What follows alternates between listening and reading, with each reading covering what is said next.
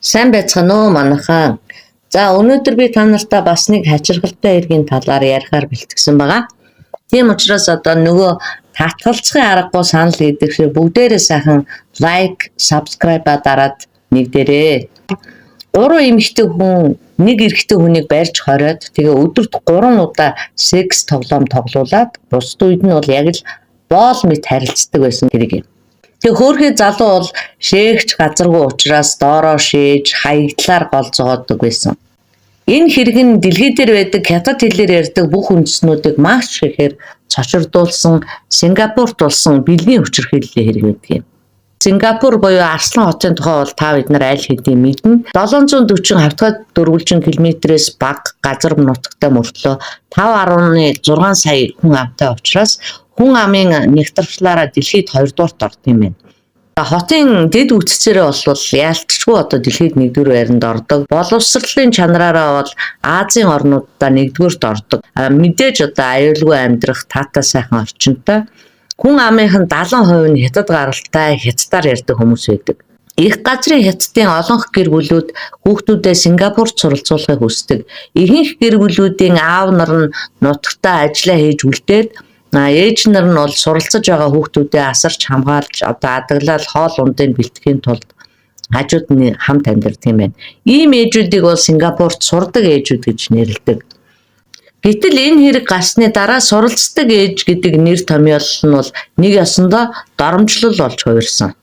Байраа түрээслүүлэх хүмүүс нь одоо их газраас ирж байгаа хятад хүн суралцдаг ээжээ гэж хэлэх юм бол энийн сонсоол ерөөсөө байраа түрээслэхээс шууд татгалздаг болсон. За ингээд одоо хэрэг рүүгээ оръё. 2008 оны 9-р сарын 18-ны 20 цагийн үед бол Сингапурын Ийшин өргөн чөлөөний 11-р байрны 349 тоотод эмэгтэй хүний чанга хоолой гарч эрэгтэй бололтой хүнийг бол ядуу зүдүүгээр нь дуудаж одоо байхгүй болтол нь элдв янзаар доромжилж хашгирч байгаа чимээ гараад иж. Дулаан орны нөгөө ихэнх байрнуудын хан хаалган нэмгэн байдаг болохоор үүнийг нь бол тэр байрныхаа бараг бүгдээрээ шахан одоо сонссон юм байна. Мэдээж одоо эхнэр нөхрүүд аль хэрэлдэж уралдахыг алийг тэрхэд тэгээ ер нь хаанч хэл хийсэн нөхрийнхөө толгой дээр гарчсан авгаанаар байж лээд юм болохоор хүмүүс бол нэг тоогоогүй юм байна. Тэгсэн чинь шөнийн 12 цаг 50 минутад цагдаа дуудлага ирсэн.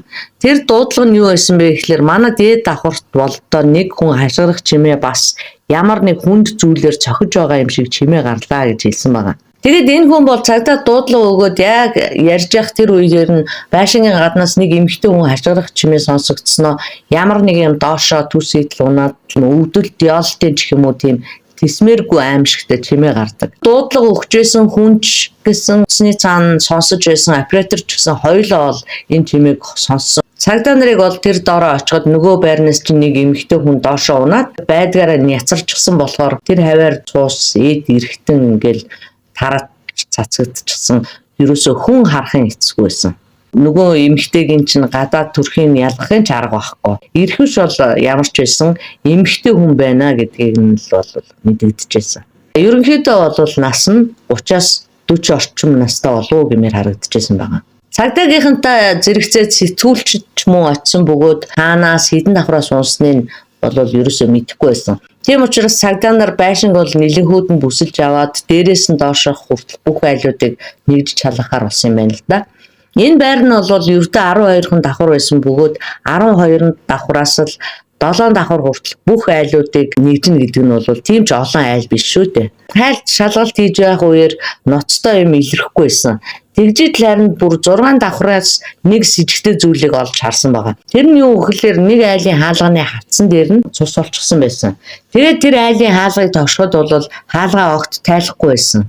Ингээд цагдаагийнхан бол гал сүнөх ангийнхныг дуудчихсан бөгөөд тэднийг ингээд хүлээгээд байж исэн чинь гинэт хаалга нэгдээд 40 орчим насны эрэгтэй хүн хаалгыг тайлсан байгаа. Тэгээ нөгөө хоёр бол гэрийнхаа дотордлын хаалгыг нээсэн боловч нөгөө гадна талын хамгаалалтын төмөр сараалчаа хаалгаа бол тайлж өгөөгүй. Нэрийг асуухад өөрийгөө ван гэж хэлсэн бол нөгөө хүний баруун гарынхан 7 хурууны үе орчинд дөнгөж саяхан шаргацсан шин шарах байсан бөгөөд цуснд гарчихсан байсан. Гараа яачихсан бэ гэж асуусан чинь жимс үсгэж жаад хуруугаа огтлцсан юмаа гэж хэлдэг. Тэгээд цагдаа нар утсан байгаа юм л да. Энэ хүн одоо гэр дотроо гараа зүсгээд хаалганых нь хавцсан цус болтго нь ямар учиртай болоо гэж мөрдөгч бодоод тэгээд шууд бол нөгөө хүнийг зогс хөдөлж болохгүй гэж тушаасан байгаа. За ингээд байж итэл гал сүнэгчд хурж ирсэн бөгөөд гадна талын хамгаалтын төмөр хаалгыг шууд тасдагчаар салгаж нээгээд доторхшоо ормогц өрөөний доторх байдал нь бол тэнд байсан бүх хүнийг цочирдуулсан байна.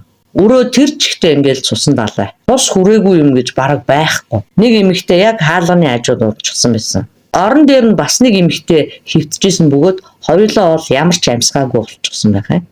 За ингээд гэрээг нэгжижсэн чинь бийц өрөөнөөс бас нэг эмэгтэй болцсон. Ингээд байшингаас унсан эмэгтэйтэй нийлээд бүр 4 эмэгтэй нэг дор хохирогч болсон байлаа. Сингапурын хууль тогтоомч нь маш хатуу чанга байдаг болохоор тэнд бол баг сүүлийн 15 жилийн турш иймэрхүү онц ноцтой хэрэг ерөөсөө гарч байгаагүй гинэ.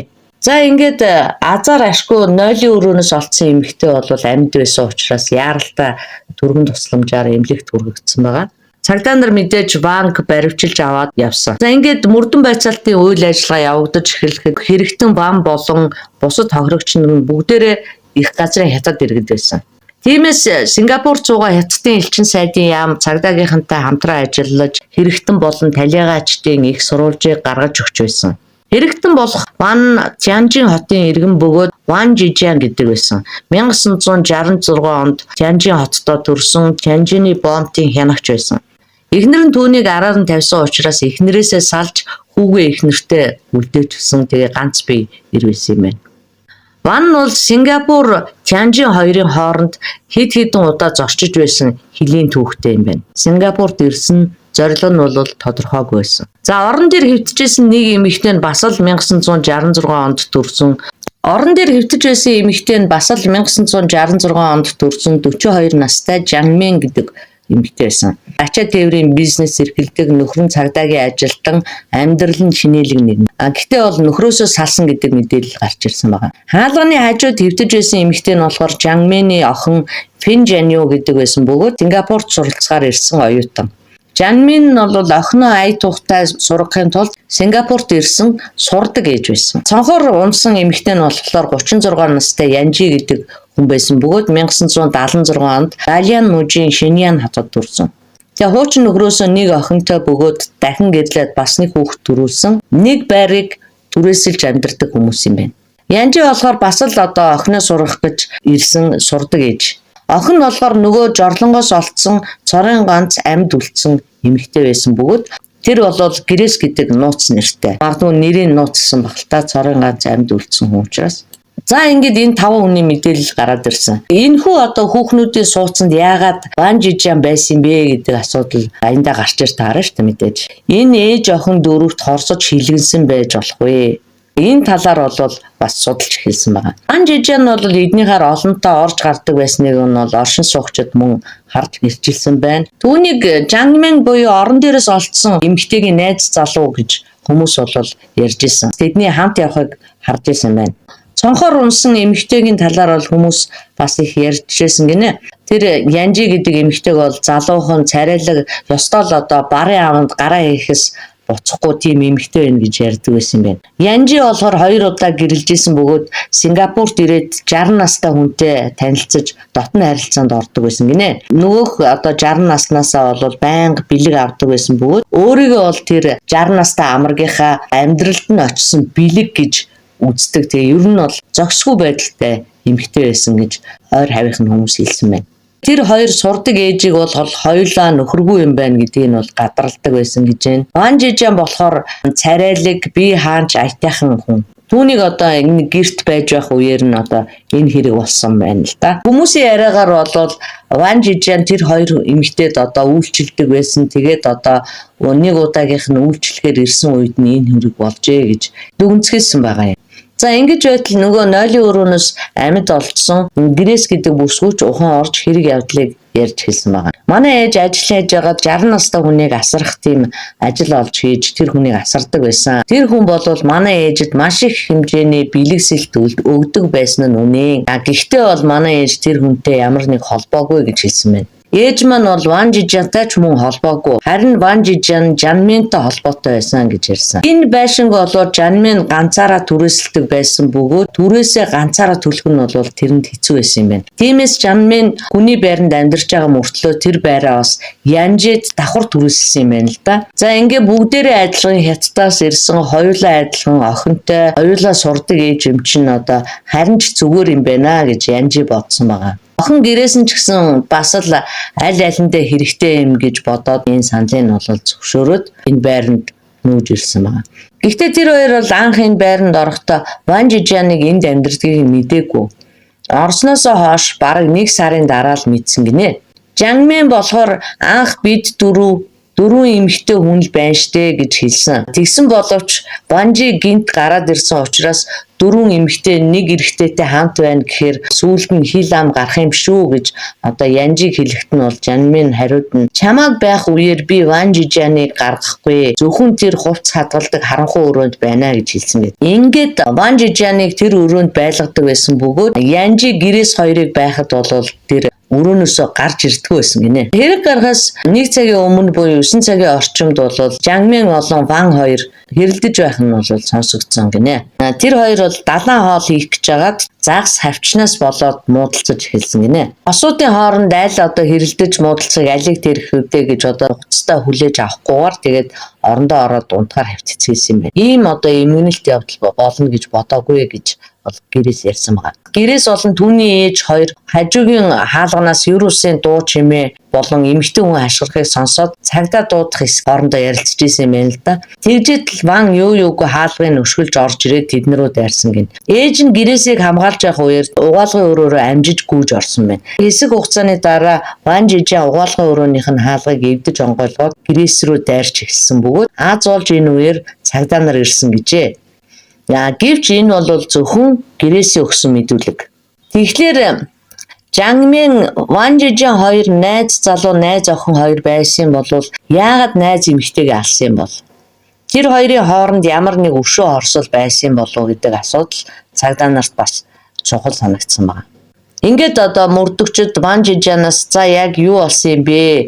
Юунаас олж одоо та нар муудалцсан юм бэ гэж одоо дахин лавлахад бол тэр юу ч хэлэхгүй зөвхөн одоо амандаа бутансаар байсан бөгөөд тэд нар намайг маш их дээрлэхэж дарамтлсан. Харин одоо би арай гэж одоо эрхчлөөтэй боллоо гэж хэлжсэн гинэ. Цагдаа нар бол Ван Жижан болон Жанмин хоёрын хувийн мэдээллийг нь бол өөрсдийнхөө сувгаар олж авсан байна. Тэгтэл одоо тэдний харилцаа нь бол зөвхөн одоо найз залуу найз эмэгтэй төдийхнөр хязгаарлагдаагүй гэдэг нь тодорхой болсон юм байна. Хоёулаа одоо Жанжи хотод өсөж төрсөн ч гэсэн багын найз нөхөд байгаагүй. Харин одоо 1996 онд хувьцааны арилжаа хийж байгаа л одоо бие биентэйгээ танилцсан юм байна. 2005 онд Ван Жижаны эхнэр нь бол араар нь тавиад эд дунд насндаа Ван Жижан эхнэрээсээ салаад сэтгэл санаагаар унаад маш их ганцаардаж бүтэн жил шаналж явж исэн гинэ. Шаналаад явж байхад нь 2006 онд Жанмин түүнтэй холбогдож хоёулаа нийлээ гэсэн санаачлаг гаргахад нь бол сэтгэлээр унаж цөхрөөд байсан Ван Жижанд бол энэ санаа нь таалагдсан. Ингээд Жанмин Ван Жижан хоёр одоо үерхэж хэлсэн. Яагаад одоо Жанмин бүсгүй Ван Жижанд тийм хайр дурлалын санал тавьсан юм бэ гэхлээр зэрэг өндөр нуруутай гой залуу гэдгийг нь бол гэрэл зургуудаас нь харж олно. Жанмин бол хиний Ван Жижаныг зөвхөн одоо тэр царайлаг сайхан байдлаас нь болоод анхаарал халамжиндаа аваагүй гэдэг нь сүүлд нь тодорхой болсон. Тэр үед бол Жанмин өөрийнхөө гэрэлчгсэн одоо нөхөртөө гэдгийгээ бол Ван Жижанаас маш их нуудаг байсан гинэ. Энэ талаараа ерөөсөө хилээгүй байж байгаад 2007 онд одоо би гэрэлсэн нэг хүүхэдтэй гэж хэлсэн байна. Үүнийг сонссон Ван Жижан бол маш их эвгүүцсэн. Учир нь бол эхнэр нь өөрийг нь хуурснаас болж тэр одоо гэр бүлээсээ салсан.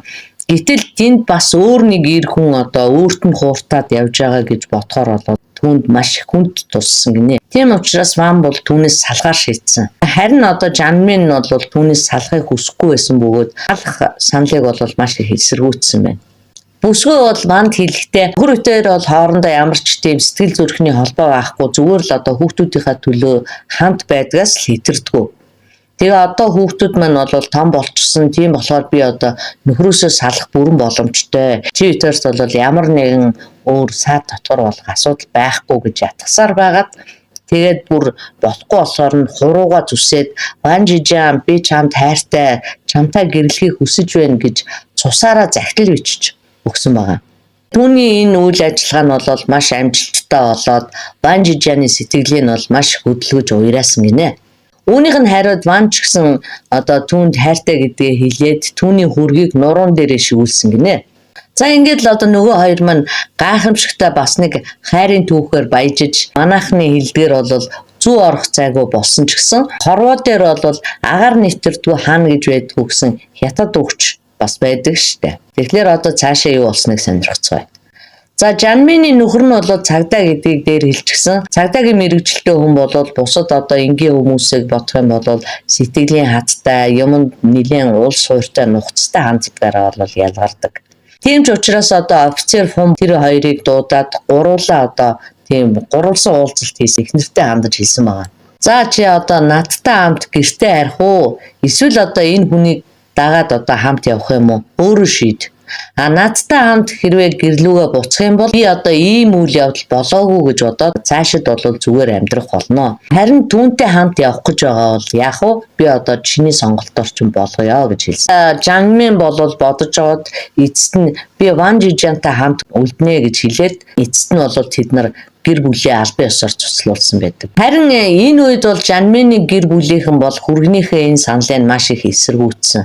Чи чинь одоо төрийн албан хаагч хүн гэр бүлээсээ салах юм бол ажил төрөл чи юу болох вэ? Хятад чинь коммунист орн учраас одоо төрийн байгууллагын ажилтан бас эхнэрээсээ салж энэ төр болохгүй бах л да. Тэр утгаар нь тэгж хэлсэн баг. Тэгээ бас одоо таир чинь үр хүүхдтэй хүмүүс те одоо яаж одоо үр хүүхдээ чи ганцаараа өсгөх юм гэх мэтчлэн ээж аав нь бол хүргнийхээ талд орж ирсэн. Манай охин бол одоо цагаан цайлган сэтгэлтэй даруухан хүн. Энэ Ван Жижан л одоо их муухай амтан байна. Одоо охины маань толгойг эргүүлээд охины маань амьдралаар тоглолцлоо гэцгээж ирсэн. Тийм ч болохоор Жанмины 7 авга 8 нагц их чинь байн Ван Жижан дээр хурж ирээд бүр ажил дээр нь хүртэл очиод дарамтлаад, уурлаад, загнаад, хашгичаад бөө өмнө самунд идээдэг болсон гинэ. Ажлын газрынхан ч гэсэн бүгдээрээ энэ байдлыг нүдэрээ харсан болохоор Ван Жижантай ярилцаж үзсэн байна. Тэгээд ажлаас халах хэмжээнд хүрээгүй ч гэсэн ийм байдлаар байгаад байх юм бол компани одоо үйл ажиллагаа муу үр дагавартай болно. Тийм учраас чи одоо сайн дураараа ажилласаа халагдчихаа.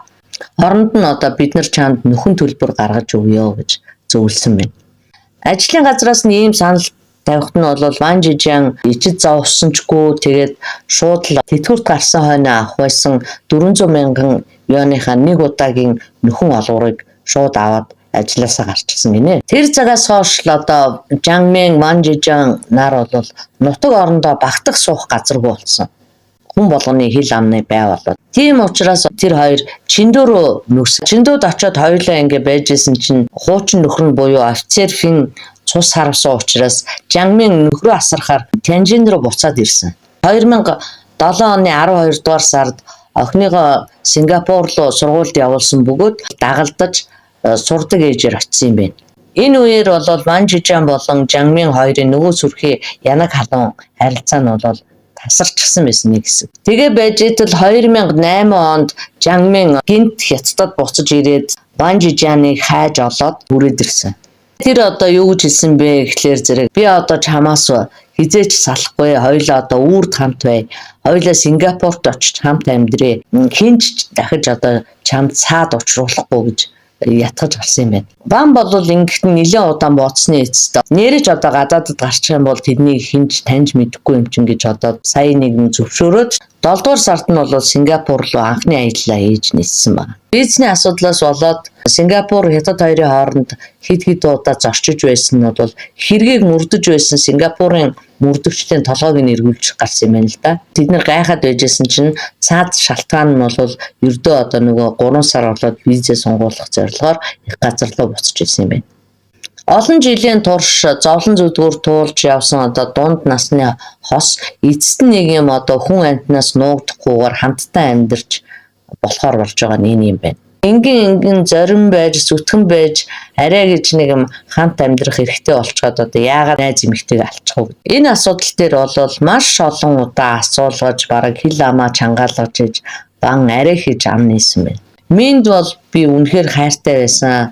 Гэхдээ бол Сингапурт ирмэгцээ надтай одоо яг л боолтойгоо харьцаж байгаа юм шиг харьцаж эхэлсэн гэж хэлсэн. Ван Жижин тэтгэврийнхээ 400 мянган юаныг авчгаад бизнес эрхлэе гэж дотор төлөвлөж исэн юм байна л да. Тэгжсэн чинь тэр бүх мөнгө нь бол Жангмэний хувцс, хунар, гутал гэл одоо өдөр тутмын хэрэгцээ зүйлд нь үргэлжлээд дуусчихсан юм байна. Сингапурт ирэхдээ ерөөсөө тэрэнд 2800 юан л үлдчихсэн байсан гинэ. Сингапурт ирснийхаа дараа ажлын ярилцлаганд орохын тулд ярилцлагын хураамж болох 10,000 юаныг тэр зуучлагт агентлагт нь төлдөг юм байна л да. 10,000 юан байхгүй учраас Ван Жижин Мингээс мөнгө зээлэх гэсэн боловч Мин бол мөнгө өгөөгүй юм тэр. Мөнгийг нь дуусгаар одоо огт өөр хүн болчихно гэдгийг бол Ван Жижин огт төсөөлөөгүй жилтэй. Ван Жижины мөнгөнч дууссан, Мин түүнийг бол загнадаг болж сүүлдээ бүр зодож эхэлсэн бөгөөд Сингапурт очоод хүнээс нуугдаж айхгүй амьдран гэсэн хүн чинь Вантай харилцдаг харилцаагаа бол хүмүүсээс нууцлсан хэвээрэл байсан. Дээр нь бол Жамын маш их атаархав зантай байсан учраас нэг удаа Ван гадагшаа гарч гүйчээд орж ирэхдээ Янжита тааралдаад хамт орж ирсэн юм байна л да.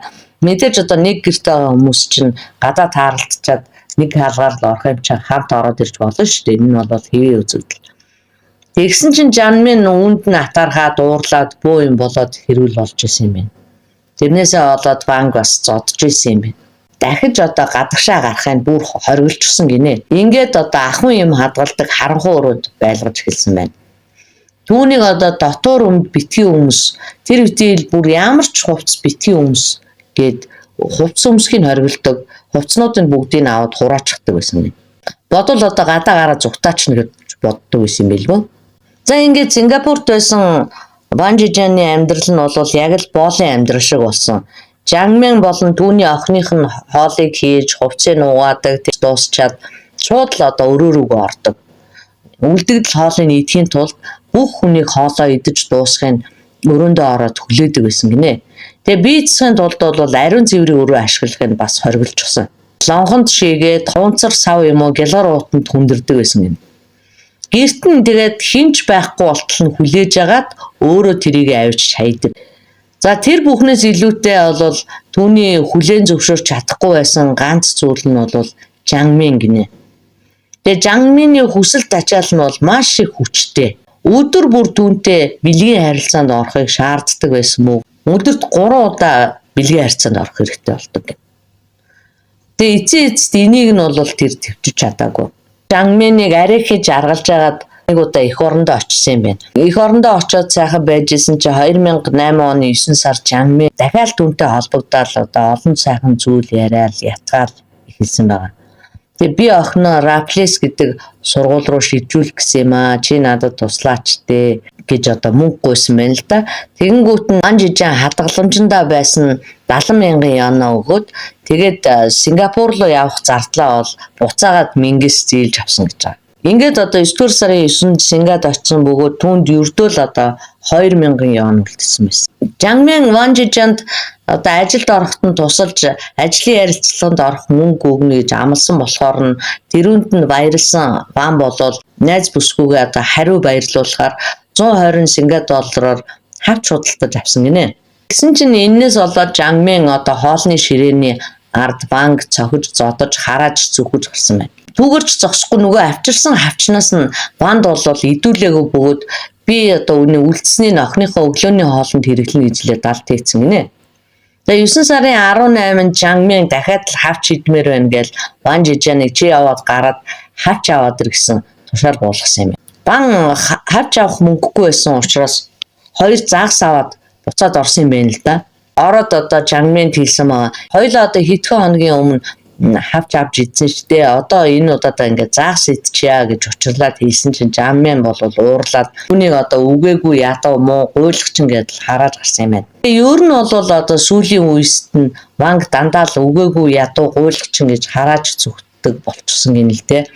Тэгээ ванд бол эхэндээ энд нь бол маш төвчдөг байсан ч гэсэн сонсох тусам одоо уур нь хүрдэг байсан байгаа дотроо. Өөрөө нөгөө ажилтай, амьдралтай тэгээд бас дундаж гэр бүлээс гаралтай одоо хизээч тийм гуйлагчин төлөвчин байгаагүй хүн чинь болол байнга одоо хүнээр гуйлагчин өгөөгүй хоосон ядуу гэж хэлүүлээд байх нь бол бас эр хүнийхээ хувьд ч тэр хүнийхээ хувьд ч тэр маш хэцүү байсан байгаа. Тэсэн гэхэд одоо яаж тэсгэв тэгээд минтээ энэс болоод маргалдаж эхэлсэн. Зүйлдээ бүр ширүүн хэрүүл гарсан байгаа. Хэрүүлийн дараа 9 цагийн үед Жангмин орондоо ороод унтахаар хэвтчихсэн байна. Ван Жижан өөрийнхөө амьдралыг бодох тусам уур нь хүрээл дотор нь авчтаад байсан. Тэг хинээс олж ажлаас гарч, хинээс олж төрийнхөө мөнгийг хуугаар нь авч, тэгээд хадгаламжинд байх ёстой тэр мөнгөө хинд зарцуулж дуусгасан билээ дээ. Тэгсэн мөртлөө хариуд нь бол өдөр болгонд оромжлуулж ханаж цаддгүй тэр дур хүслийн тайлгаар одоо өөрөө хүсэхгүйгээр бэлгийн хүчрхийлэлд орж ингэж байж байгаа ботхоор бол тесэрч өхмөр санагдсан. Тэгээ Жангмин бол түүнийг одоо хаач байсан яаж яж байгаад олоод ирдэг юм чинь тэгээд бодсон байгаа юм л да. Энэ ер нь намайг анхнаасаа л тийм агнах төлөвлөгөөтэй байсан юм байна гэдгийг нь бол одоо сая л нэг юм бодож олсон байгаа. Тэгээд ингээ бодглоор зэрэг үнэхээр одоо түүнд гомдолтой байсан. Ван Жижан чинь ажилтай, амьдралтай, эд эрхтэн бүтнээр барахгүй бүр гоо сайхантай тийм одоо хүн байсан. Тэгсэн чинь одоо болохоор хинч биш болоод хин нэгний дээвэр дор хоригдсон тийм олдсны хүн болчихсон гэдэг мэдрэмж нь бол түүнийг одоо дотроос нь бүр ярахтал хатгаж ирсэн. Тэгэл одоо энэ бүхнийг бодоод ингээд тарчилж хэвдчихсэн аа. Босоод тайвшрах санаатай нүрээ угаах гээд явж исэн чинь ширээн дээр нь галтгооны хутга хэрэгслүүд байсан. Тэгсэн чинь л энийг харангуйтаа хамаг нөгөө сүрэг сэтгэл хөдлөлүүд нь тесрээд л тэгээд цаашид төвчгөө болсон. Ингээд хутгийг аваад унтчихсэн минь рүү дайрсан. Тэгээ өвдөлтөөсөө болоод минь сэрж нэг чанга хашгирсан боловч удалгүй тэгээд амиа алдсан. Гэтэл энэ үед хаалга гинт нээгдсэн бөгөөд Ван Жижан хин ирж байгааг нь харж амжаагүй байтал түүний нүүрлүү нь бол учир зүггүй дайрч гарсан гинэ. Ван ч өөдөөс нь утга барьсан чигээрээ дайрсан бөгөөд дараа нь бол Янжи гэрээс хоёрыг ч гэсэн зүгээр орхисонгүй. Тэгээ энэ бүх үйлдэлээ Ван Жижан тайлбарлахдаа би үннийг хэлэхэд шүршүүрт орох хүртлээ бол юу болоод өнгөрснийг бараг ойлгоогүй. Миний санаа сэтгэл хов оосон болчихсон юм шиг л байсан. Тэгэд гинэт одоо ухаан ормогц юм хумаа хурааж цэгцлээд эндээс хурдан зүхтэй гэж бодож байсан гэж тэр ярьсан байна. Зүхтэй гэд бодож итэл одоо хаалган дээр нь цусны мөр үлдчихсэн байж л те. Би хитрхи гуурлаж хорсноосоо болоод өөрийн гэсэн ухаангүй болчихсон байсан гэж Ван Жижан тайлбарласан байдаг. Тэгээ мөрдөн байцаагчид бол тэгж бодоогүй. Учир нь түүний гар хуруунд хид хідэн хутганы шарах байсан бөгөөд түүгээрч барахгүй одоо тагтны гадна талд мөн хулсны шон дээр ч гэсэн цусны тал бүрдсэн байдаг. Тэр одоо хулсан шон гэдэг байгаа нь болохоор тагтны гадна талын хамгаалалтын тийм нарийнхан хулсан одоо манайхаар бол тагтных нь их бие юм шиг байгаа юм л да. Би л тэгж ойлгоод байгаа. Цагдаа нар бол энэхүү цусны толбыг тайлбарлахдаа Янжиг алах гэж хойноос нь хөөцөлдөж тагтны өргөтгөл рүү гүйж явж байхдаа энэхүү толбыг үлдээсэн гэж үзсэн юм байна. Янжи бол доошоо унах гэж байхдаа нөгөө хулсан шонгийн нэгнээс нь гараараа зүүгдээд барьж тогтож исэн бөгөөд адгүй одоо зүүгдсэн чигээрээ нөгөө хулсан шонгоо шат шиг ингээд нэг нэгээр нь ахиулсаар агаад амьд гарч болох байсан учраас Ван Жижан тэрийг мэдээд түүнийг одоо албаар түлхэж унгаасан гэж цагдаа нар үзсэн байна. Анхаарал татсан зүйл нь юу вэ гэхлээр зэрэг 4 хүнийг алах гэсэн энэ хэрэг нь бол ухаан мэдрэлээ алдснаас болоод багтартлаа уурлаж юу хийснээ ч мэдэхгүй байсан гэж Ван хэлээд байгаа шүү дээ. Тэгэхээр зэрэг ухаан мэдрэлээ алдснаас болоод үлдэгдсэн юм бол аллагынхаа зэвсгийг одоо юу гэж солиод яваад ах юм бэ? Тийм боломж байхгүй. Яасан гэхлээр зэрэг нөгөө ширээн дээр байсан галтгооны хэрэгсэл гэдэг байгаа чинь ерөөсөө нөгөө хутганы ком байсан юм байна л да. Гэтэл одоо тэр хутганы комон дотор байсан бүх хутгнуудыг хэрэгэлсэн байгаа нь нотлогдсон юм байна. Тэгэхээр зэрэг хүн амьны зэвсгийг нэгээс олон удаа солино гэдэг чинь бол ухаан мэдрэлээ алдчихсан хүний үйлдэл биш гэдэг гэж бол цагдаа нар тодорхойлсон. Үнэхээр ч одоо ухаан мэдрэлээ алдчихсан болвол шүршүүрт ороод хувцас солиод зүгтах гэж оролдохгүй л байсан. Эдгээрээс үзэх юм бол Ван Жижиан хэрэг үйлдэх үедээ өөрийн ухаан мэдрэлтэй байсан гэсэн үг. Жангмин тэр хоёрын харилцаа бол яг түүний ярьжсэн шиг харилцаа мөн байсан уу гэдэг нь бас нэг асуудал. 2008 оны 1-р сард тэр хоёр хоёулаа гарынхаа шуун дээр шивээс хийлгсэн юм байна л да. Нэг нь болохоор чөтгөр, нөгөөх нь болохоор могоон дүрс тус шивүүлсэн байна. Тэгээ цагдаа нар бол энэ чөтгөр могоо хоёрыг нь бол Жангмины төлөөлөл гэж үзсэн юм байна. 3 жилийн турш мөрдөн байцаалт явуулж, нотлох баримт бүрдүүлж шалгасныхаа эцэст 2011 оны 11 сарын 22-нд Сингапур улсын дээд шүүхээр уг хэрэг нь хилцэгдсэн. Тус шүүх хурал дээр Ван Жижианы өмгөөлөгч хэлэхдээ Ван Жижиан Жангми болон бусад хүмүүсийг алсан нь үнэ. Хуурам эхлэгдэж, олзлогдож, хүчээр хоригдож, хүчирхийлүүлж байсан нь ч бас маргаангүй үнэн. Дээрээс нь гутамшигтай амьдралаар удаан амьдарч, ажил төрөл бүх хадгаламжаа алдсан нь ч бас үнэн. Мөн Жангмингийн гэр бүлийнхэн болон ах дүү нар аав ээжд нь байнга дарамтлуулж, сэтгэлийн дарамтанд удаан байснаасаа болоод байнгын сэтгэлийн дарамттай амьдардаг болсон. Тэр өмгөөлөгч бол сэтгэл зүйч эмчнэрийн дүгнэлтийг хавсаргаж тайлбарласан юм байна л да. Тэрхүү сэтгэл зүйч эмчнэрийн тайлбар дээр юу гэж бичсэн бэ гэхлээр зэрэг Ван Жижиан Сингапурт хурж ирээд Жангмины хүчирхийлэлд ор хоригдож амьдарч явах хугацаанд бол байнгын хүнлэг ус харилцаанд ордог байсан. Мөн дээрэс нь бол Сингапур гэдэг огт таньж мэдэхгүй өөр ёс заншилтай дүрм журамтай улсын тэр амьдралынх нь хэв маягийг ойлгоогүй улмаас олон асуудлуудаа тулгарч исэн. Тэгэд энэ асуудал тулгарх болгонд бол тэрээр өөрийгөө арчаагүй, доожоогүй мэтэр бодож эхэлсэн. Энэ хүнийг бол үл дасан зохицох сэтгэл зүйн эмгэгтэй болгосон байна гэсэн дүгнэлтийг бол гаргасан байна. Энэ нь бол манайхны хэлдгээр соёлын шок гэдэг шиг юм байна. Мэдээж нөгөө коммунист дэглэмтэй улсад амьдарч исэн. Тэгээд бол ажилласаа өөр юм хийж үзээгүй. Мөрөөрөө л урдах ажлаа хийгээл авдаг цалингаа аваад ингээд явж исэн хүн чинь огт өөр таньж мэдэхгүй сүрдмээр соёл иргэншилтэй. Сингапур ч маш өндөр хөгжилтэй орн шүү дээ. Тэгэхээр зэрэг маш өөр огт таньж мэдэхгүй тийм сүрдмээр соёл иргэншилтэй. Тэгээ дээрэс нь бол капиталист оронд хүрээд очихлоор мэдээж соёлын шоконд орно. Тэгээд ямар сандал тэр ажилд орох гээд эйженси дээр очих гэсэн чинь мөнгөгүй гээд хиний гарыг харж байгаа үстэй. Жангмины гарыг харж штэ. Тэр чинь бол хятад их орондоо байсан бол зүгээр ингээл ажлын анкет өгөөд баг мөнгө төлөхгүйгээр ажилд орох хүн шүү дээ тий. Өмгөөллийн тал нь дээрх зүйлүүдийг барьж өмгөөлөл хийсэн бөгөөд энэ нь бол хариуцлагыг хөнгөлөх нөхцөл байдлыг бий болгосон ч гэсэн хүний амийг бүрлэгсэн тал дээр бол ноцтой тийм хөнгөлөх шалтгаан болж чадахгүй гэж шүүх үзсэн байгаа.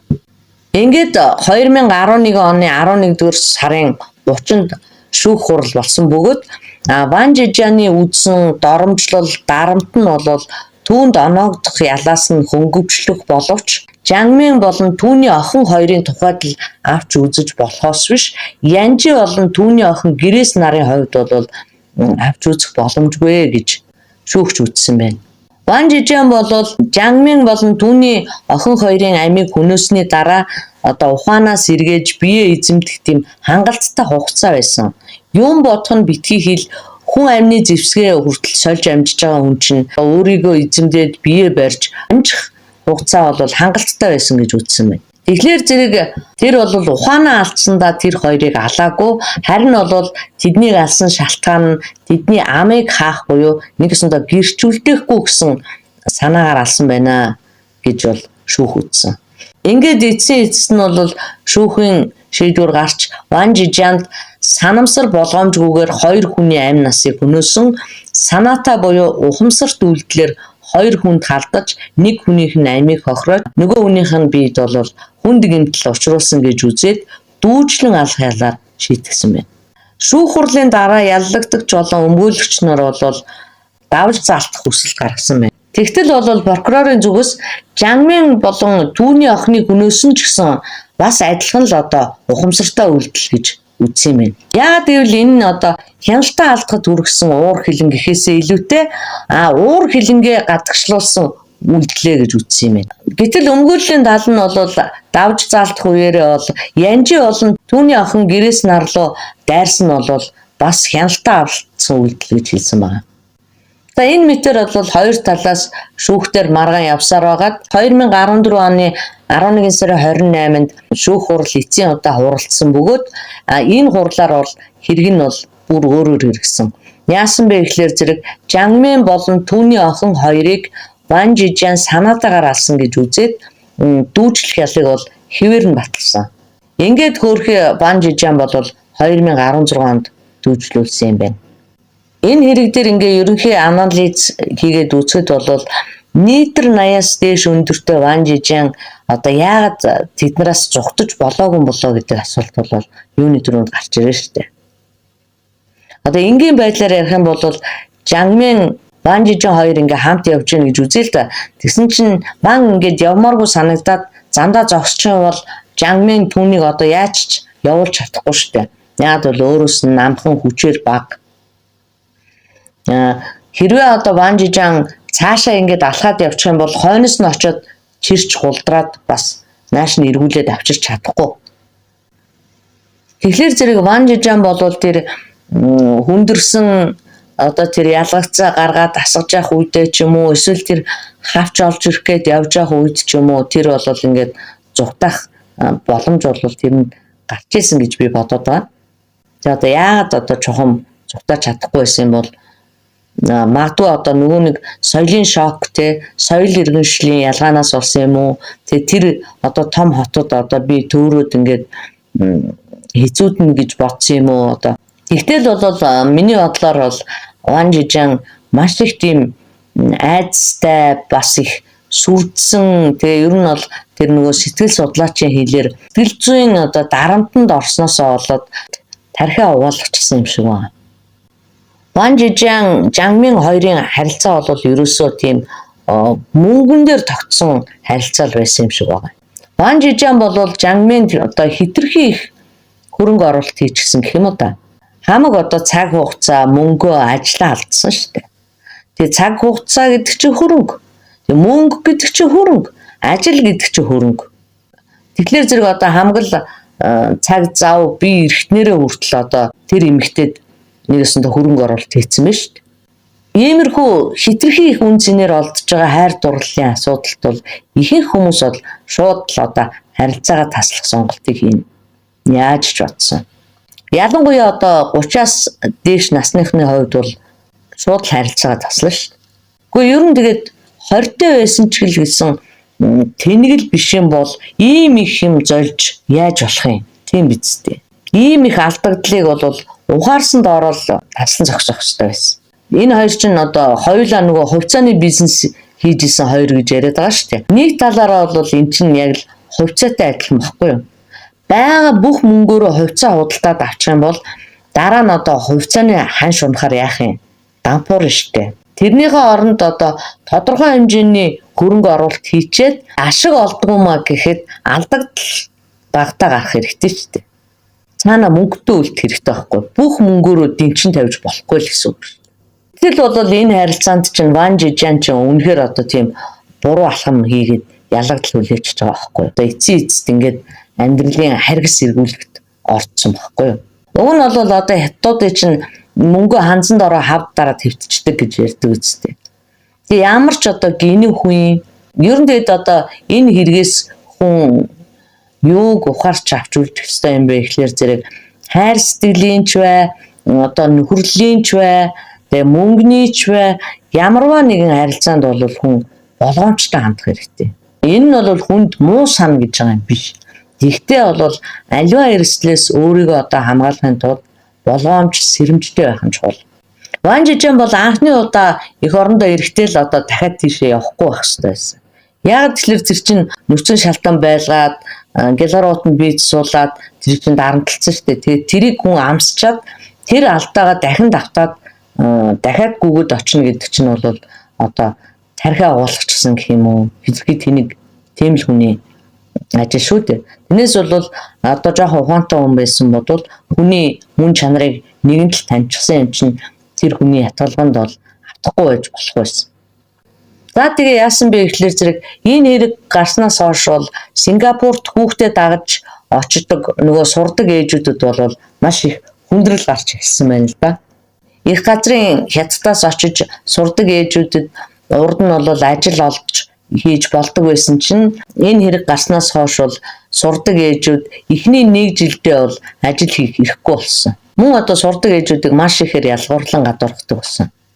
Учир нь болохоор нөгөө янжи чинь амар хялбар мөнгө олохын тулд 60 настай өвгөнтэй одоо гэр бүлээс гадуурх харилцаа тогтоочихсон байсан нь олон нийтэд ил болсон. Нөгөө нэг сурдаг ээж Жангмен бас л одоо гэр бүлээс гадуурх харилцаатай байсан ирээ олны нүднээс нуух зорилгоор одоо нэгэсэнд нутаг орондоо багтахгүй болохоор тэр хоёр чинь Сингапурт ирж байгаа ч тийм. Нөгөөдхийг хүчрхийлээ, дарамтлаад бүр бие засах ирэхгүй болоод хорионд амьдруулад өөрөө бол бас Сингапурт одоо би ямар амьдарч тэгээд мөнгө олох зорилготой ирсэн зэрэг нь бол сармаг үйлдэлүүдээс нь болоод тэгээд ард иргэд бол их газрын хятад иргэдийг бол нийлт одоо маш ихээр ялгуурлаж гадуурхаж үздэг болсон байна.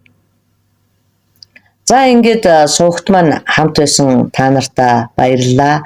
Лайк, subscribe марталгүй дараад байгаарай манайхан. За баярлалаа баяртай.